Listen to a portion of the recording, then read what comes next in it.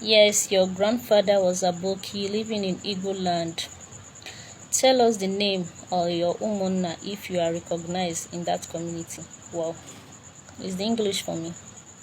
Assalamu alaikum, brothers. I want to address this issue. Now, I actually have stopped replying to some nasty comments made by these sons and daughters of Gomorrah.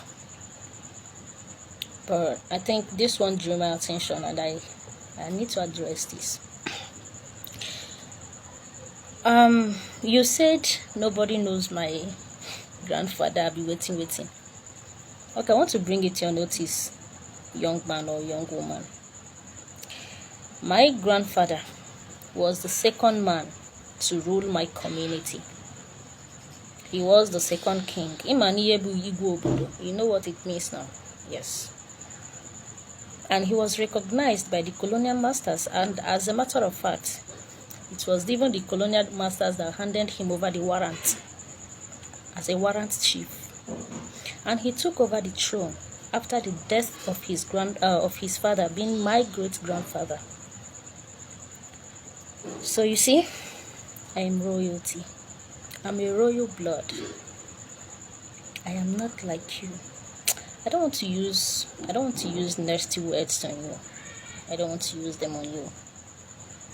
But I think if I'm to advise you, I will tell you to go work on yourself.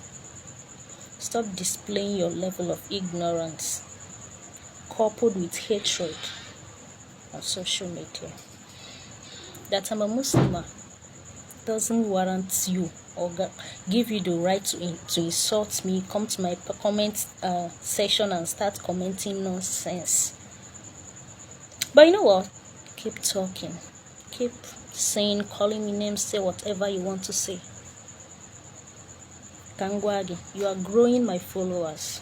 If you don't know, go check my followers. Check yours. You are growing my followers, at the same time disgracing yourself. I am not just known, like I'm from a very responsible and well-respected family.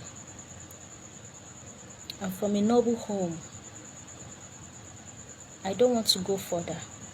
Kankusheva, let me stop here. But I want to tell you, like I've said before, work on yourself. Akbar is known. Stop insulting yourself here. Forget that social media brought us together in this platform. Normally, I'm not supposed to be having exchanging words with you or whatever.